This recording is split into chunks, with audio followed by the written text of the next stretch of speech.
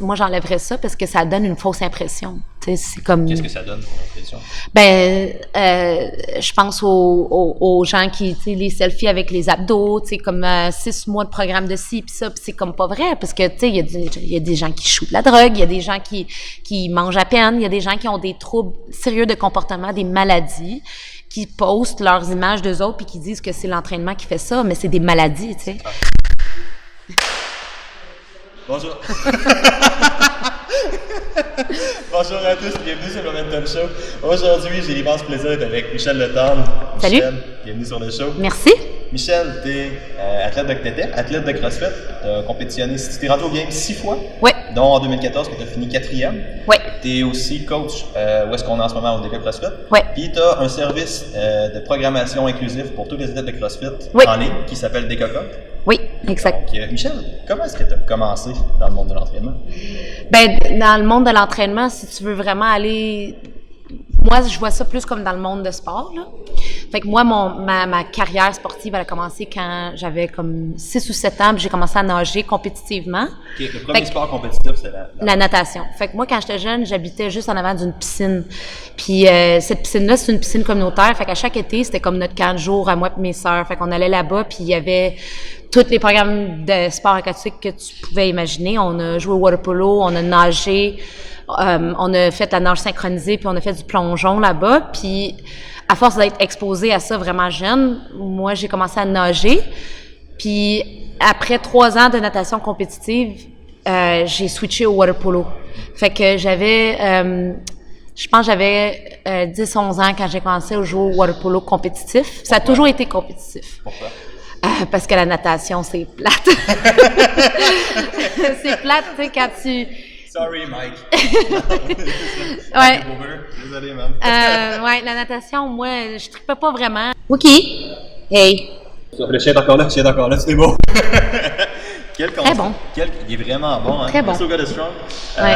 Quel conseil entends-tu souvent dans ton domaine avec lequel tu n'es pas d'accord? Quel conseil que j'entends souvent dans mon domaine? Avec lequel tu n'es pas d'accord? C'est une bonne question, ça. Je peux pas mettre ma main sur quelque chose, mais ce que moi, je crois beaucoup dans... Le mot en anglais, c'est struggle. Tu sais, j'y crois beaucoup. Hey! Non, viens ici. Ouais. Pas de castor, le gardien du chien, monsieur. Ouais, mais je crois beaucoup dans le struggle. Puis moi, ce qui me fait peur, c'est de toujours rester à la même place. Fait que c'est hot, ça. Oui, c'est quand moi j'enseigne, tu sais, pour moi, enseigner à un athlète de haut niveau ou enseigner à quelqu'un qui est débutant, c'est la même chose, mais il y a des degrés différents. Fait que quand j'ai un athlète qui stagne, puis je vois que c'est quelqu'un qui se pousse pas, ben, tu sais, c'est plus facile pour moi de dire « Ah ouais, pousse ». Quand on parle de quelqu'un qui est monsieur, madame, tout le monde, c'est plus difficile, tu sais, « Ah ouais, pousse ». Tu peux pas juste dire ça comme ça, mais le besoin est là pareil. Fait que je suis pas d'accord avec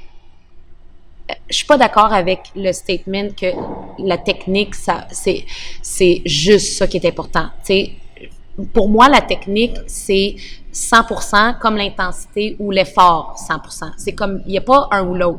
C'est qu'il faut que tu en maîtrises un avant l'autre à 100%. Ça, c'est, je suis à 100% d'accord là-dessus. 100%. Tu sais. Mais, tu sais, en même temps, il faut que tu saches lire ta clientèle. Tu sais, toi, là, ta cliente, là, elle veut peut-être pas se faire dire en way go. Puis moi, là, pour qu'elle reste en mouvement, je ne vais pas lui dire en way go. Je vais lui dire la technique de base, c'est important, nanana.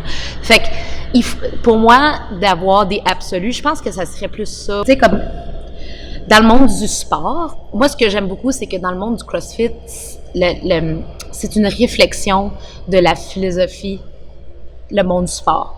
Tu sais, moi, je pense que la raison pourquoi je fais tellement bien dans le sport, c'est parce que j'ai un côté artistique. Puis, tu sais, le côté artistique, il y a un côté philosophique. Tu sais, comme il y a toute une espèce de d'interprétation de n'importe quoi ce qui t'arrive, que ça soit émotif ou politique ou social, whatever. Tu as une interprétation. En tant que personne artistique, tu fais de l'interprétation de tout ça. Pour moi, le monde de sport, c'est un peu comme ça. Il y a beaucoup d'intériorisation, il y a beaucoup de questions que tu te poses quand tu fais des activités comme ça. Tu sais, un gars de 300 livres qui essaie de perdre 100 livres, il va se poser beaucoup de questions en bougeant. Tu vas te poser énormément de questions. Pourquoi je fais ça? Pourquoi je me suis rendue là? Il y a beaucoup, beaucoup d'intériorisation qui se passe. Puis c'est quelque chose qui devient super philosophique. C'est malade ce que tu dis. Ouais. Je me suis juste distrait par aller. Allô? Le chien. Fait que pour moi, l'affaire d'interpersonnel, c'est qu'un bon coach va comprendre que t'es là pour expliquer comment faire un mouvement, t'es là pour aussi voir comment la personne se sent, t'es là pour essayer de surpasser ces pensées-là, t'es là pour encourager les pensées positives, pour essayer de retirer les pensées négatives. Fait que l'interpersonnel, ça va vraiment loin là, quand t'es coach. Là. Tu peux prendre ce rôle-là comme au complet, comme tu peux dire, regarde, moi je suis pas bonne là-dedans, puis ou je suis pas bon là-dedans, puis tu sais, c'est correct. Là. Mais pour moi, c'est un gros rôle. Tu sais, je veux pas dire aux gens que c'est le, tu sais, je suis pas une psychologue, mais tu sais.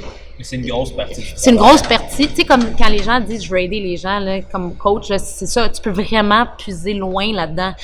Comme avec un athlète qui veut perdre du poids ou avec un athlète qui veut aller au CrossFit Games. Puis, il y a beaucoup de choses qui vont sortir de l'entraînement que la psychologie va pouvoir traiter.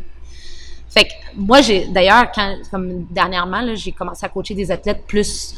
Cette année, je te dirais, 2018, c'est l'année où est-ce que j'ai eu le plus d'exposition comme coach vraiment, là. Mais là. Et ça l'a fait quoi? L'année complète, ben, j'ai travaillé avec des athlètes de niveaux beaucoup plus variés. Ça l'a amené beaucoup, beaucoup d'exposition aux problèmes psychologiques que les gens ont quand ils s'entraînent. Puis, comme quoi, mettons qu'on le concrétise un peu. Ben, tu sais, il y a des gens qui ont beaucoup de pression sur leurs épaules. Tu sais, moi, personnellement, quand je compétitionnais, vu que je l'ai trouvé un peu plus tard dans ma vie, tu sais, j'ai jamais identifié ma vie avec le CrossFit. Tu sais, c'est pas ça qui m'identifie. Ça a été une grosse partie de ma vie, puis ça l'a moulé qui je suis aujourd'hui, mais je m'identifie pas avec ça. Mais de plus en plus que je vois les gens commencer ça comme sport, là, comme leur vrai sport, leur premier sport. Tu sais, le sport, l'industrie est rendue là aussi. Oui, effectivement. C'est rendu comme ça. Choix, ouais. Fait que les gens, ils s'identifient beaucoup avec ça. Tu sais, fait que moi, ça a toujours été naturel de compétitionner. Tu sais, rentrer dans une zone, là, pour moi, c'est facile. Je vais pas dire que j'ai travaillé fort sur ça. Non. Moi, ça a été un talent naturel de pouvoir rentrer dans une zone quand je m'entraîne. Côté plus entraînement, là, j'ai eu des up et downs psychologiques que j'ai été beaucoup... il a fallu que je travaille beaucoup là-dessus. Tantôt, tu as dit quelque chose que j'ai trouvé vraiment cool. Tu m'as dit, à force de coacher, à force d'être immergé, tu parlais plus de toi comme athlète. Tu as dit, genre, ça m'a mis à me confronter des trucs que j'avais à faire. Comme quoi, qu'est-ce que, mettons, ta carrière athlétique a fait ressortir? Tu as fait, OK, ça, faut que je travaille là-dessus. Ben, écoute, je me rappellerai tout le temps d'une journée. Je sais pas pourquoi je me rappelle tout le temps de cette journée-là, mais il y a eu une journée où est-ce que je faisais un workout qui était assez long. C'était du rameur puis des clean and jerk, tu sais. Puis moi, j'aime beaucoup ça. Ça paraît pas, mais moi, j'aime ça ramer, tu sais. Je suis pas grande, je suis pas... Je suis pas un mix qui est si rassurant que ça. Ouais, mais tu sais, clean and jerk, le workout était... on ramait 100 mètres. C'était 100 mètres, 200, 300, 400, 500, 600, jusqu'à 1000 mètres. Okay, puis les clean and jerk passaient de 10 à 1. Puis ils allaient de plus en plus pesant. OK, fait que c'était relativement lourd, les clean and jerk. C'est très lourd, mais moi, je suis tu sais, je suis bonne là-dedans. J'aime ça aller lourd. J'aime ça aller lourd en fatigue. Tu sais, je suis bonne techniquement. Je suis meilleure en fatigue que fresh, tu sais. Ah ouais? C'est très crossfitter. Oui, vraiment. Puis, tu sais, quand j'ai fait ce workout-là, c'était pourtant un bon workout pour moi, mais j'ai eu un breakdown cette journée-là. J'étais fatiguée. J'étais tout seule. C'est pas mal cette journée-là que je me suis dit, il faut que je trouve une solution pour pouvoir me permettre de garder l'intensité puis le moral. Qu'est-ce que tu as fait? Ben c'est là que j'ai commencé à me dire comme il faut que je fasse quelque chose. Moi, quand je vais prendre ma retraite, il faut que je fasse quelque chose pour aider les athlètes au niveau à pas se sentir comme je me sens là, tu sais. Fait que là, c'était en quelle année, ça c'était en 2015. 2015 ou 2016. Ouais, c'était la fin. Ouais, c'est ça. Fait que cette journée-là, j'étais comme juste... J'ai lâché 2-3 fois pendant le workout. Ça allait juste pas bien. Puis, tu sais, dans ce temps-là, Ben Bergeron, c'était mon coach. Fait que, tu sais, j'ai texté Ben, puis ses réponses, malgré qu'elles étaient bonnes, c'était pas satisfaisant. Tu sais, le côté psychologique que j'avais besoin, c'était pas satisfaisant parce que je me suis rendu compte vite qu'il y a plusieurs façons de travailler le mental. Ouais.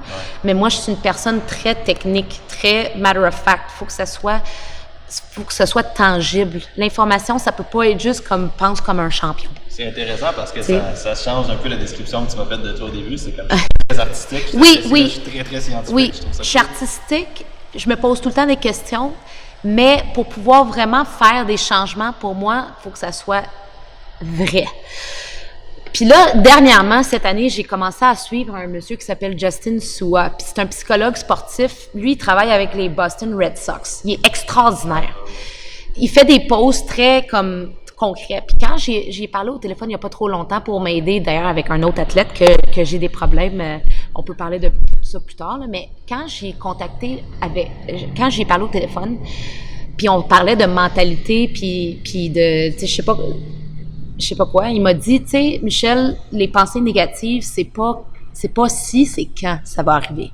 Je suis comme, OK, merci. Tu sais, moi, je me faisais dire que si tu penses négativement, t'es pas champion. Oui, tu sais, Ben, c'était un coach très comme, pense comme un champion, nanana, mais c'était pas comme, dans le fond, quand lui, il me parlait, je me sentais mal de penser comme je me pensais. Je me sentais faible de penser comme je pensais. Tu sais, je suis une personne naturellement négative. Ouais. J'ai toujours été pessimiste. Cherche-moi pourquoi. Je suis vraiment heureuse, mais je suis de nature pessimiste. Fait que me faire dire ça par Ben, ça me faisait encore plus sentir mal pour comment je me sentais. Puis cette journée-là, ça m'a fait réaliser qu'il y a quelque chose qui cliquait pas dans mon entraînement, puis il fallait que je change quelque chose. Puis là, tout semble venir en place maintenant que je suis coach. Là, j'ai des outils. Qu'est-ce qui cliquait pas? Comme je te disais, Ben, c'était très... Ben, là, quand il me coachait, c'était... Faut que tu penses comme ça, les champions font ci, faut pas se plaindre, faut pas faire ci, faut pas faire ça, là. Puis quand j'ai parlé à Justin, il m'a dit, Michel, la pensée négative, elle est dans ton cerveau, puis c'est une place dans ton cerveau qui est déclenchée parce que ton corps subit un choc.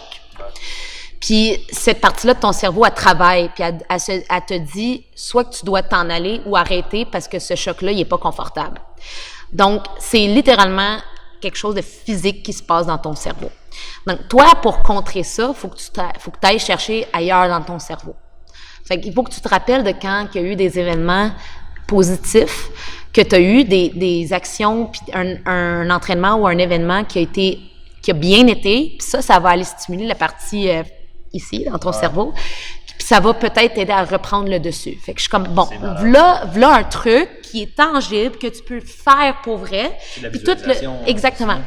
Toute l'affaire de work on your mentality, là, toute l'affaire de travailler sur le mental, tout d'un coup, là, tu peux vraiment le faire. Là, c'est un vrai outil. C'est pas juste essaye de penser positif. C'est pour penser positif, rappelle-toi de. Fait que tout le monde a ces outils-là. Tout le monde a eu des événements positifs dans leur vie. Si tu pouvais changer instantanément quelque chose avec le monde de l'entraînement, quelle serait-elle? J'enlèverais les réseaux sociaux. OK. Qu'est-ce que tu veux dire? Ben, je pense que le monde de l'entraînement, avec les réseaux sociaux, ça crée des fausses idées de qu'est-ce que c'est, tu sais. Ouais. Je pense que les réseaux sociaux, ils ont il y a des points très positifs sur les réseaux sociaux, puis ça, tu sais, moi je m'en sers beaucoup pour partager, puis pour illustrer, puis pour expliquer, puis pour whatever, tu sais. Mais je pense que le monde de fitness est comme, tu sais, le monde de l'entraînement. Ouais, mais c'est un monde qui est tellement narcissiste, là, sur les réseaux sociaux. Ouais, c'est vrai. À la base, c'est un monde qui est nécessaire pour la vie. T'sais, pour moi, c'est important, là. C'est comme... je pense que c'est important d'en parler. Ouais. On n'est pas actif par choix à la base, on est actif par nécessité. Exactement. C'est nécessaire, puis tout le monde devrait le faire. Il n'y a pas personne qui ne devrait pas faire l'activité physique, mais comme le monde des réseaux sociaux, c'est traite, tu sais. Les gens prennent ça pour comme face value, tu regardes souvent là, moi je vais parler, mon opinion des réseaux sociaux, c'est plus au niveau moi je le vois en ce moment là comme athlète retraité, ce qui me gosse le plus en ce moment, c'est comment dans le monde de l'entraînement les gens ils se servent du corps pour vendre leur programme. C'est tellement commun. Mon Dieu. Ouais. Oui, mais c'est narcissiste. Tu sais, le monde de l'entraînement veut pas. N'importe qui, à mon avis, qui rentre dans ce domaine-là, a une personnalité un peu narcissiste. Il y en a qui vont être là, parce que pour moi, c'est ça l'entraînement versus le sport, là. c'est que les gens qui rentrent purement dans l'entraînement, il y a un côté narcissique, il y a un côté vraiment physique de la chose. Puis tu penses que le CrossFit rentre là-dedans un petit peu? Oui, à 100%. Je pense que dans le monde du CrossFit, tu vas avoir des gens qui sont vraiment adeptes au sport, puis tu vas avoir du monde qui sont vraiment adeptes au physique du CrossFit, puis il y a du monde qui font tout, tu sais. Mais reste que c'est un monde très narcissiste, puis puis là je vais pas aller aussi loin que le bodybuilding, mais tu sais ça en fait partie. C'est le corps humain. Ah ouais, c'est clair. Fait que je pense que en termes de plus côté business, moi j'enlèverais ça parce que ça donne une fausse impression. Tu sais, c'est comme. Qu'est-ce que ça donne comme impression? Ben, je pense aux gens qui, tu sais, les selfies avec les abdos, tu sais, comme 6 mois de programme de ci puis ça, puis c'est comme pas vrai parce que, tu sais, il y a des gens qui shootent la drogue, il y a des gens qui mangent à peine, il y a des gens qui ont des troubles sérieux de comportement, des maladies, qui postent leurs images d'eux autres puis qui disent que c'est l'entraînement qui fait ça, mais c'est des maladies, tu sais. Fait que, le monde serait choqué. Je pense que t'as dit, un truc que t'as dit, je pense que personnellement, ma clientèle, c'est monsieur, madame, tout le monde, là, je veux juste le souligner, puis je leur dire parce que je trouve ça malade, là. Il y a comme t'as dit, les drogues dans le monde du physique sont vraiment plus fréquentes que le monde pense qu'ils sont. Première affaire. Puis deuxième chose, tu sais, les troubles psychologiques, l'orthorexie, pis ces trucs-là, c'est omniprésent. Ben oui. Mais moi, je suis convaincue que n'importe qui, tu sais, comme même moi, là, la raison pourquoi j'ai pas continué, là, pour plusieurs années, c'est que je l'ai pas ce côté obsessif, là. Mais sur les réseaux sociaux, c'est ça. C'est comme les. Par quoi, en fait? Obsessif, tu sais, Rich Froning, là, c'est quelqu'un de normal. De zen? Non, absolument pas. Matt Fraser, il est pas normal. Sur le spectre, là, il est pas normal. Michel, merci normal d'avoir été là, c'était vraiment très cool. Merci beaucoup, Alex. Où est-ce que les gens peuvent te trouver? Ben écoute, moi je suis sur Instagram, Mich Letendre, Mich_Letendre. Facebook, Michel Letendre. J'ai une page athlète, ma page perso aussi, tu sais, je réponds aux messages. Decacomp aussi, @Decacomp. Facebook, Instagram aussi. Decacomp qui est une grosse programmation en CrossFit qui suit vraiment beaucoup d'athlètes. Si vous connaissez pas ça et que vous êtes intéressé par vous faire coacher par Michel, peux-tu aller faire un tour? C'est vraiment très rapide. Decacomp.com, l'information pour me contacter là-dessus. Et sinon, on est au Deca CrossFit, donc merci beaucoup tout le monde. Puis, merci. Et voilà. Merci beaucoup. Cool. Cool. Merci à toi, c'était vraiment très nice.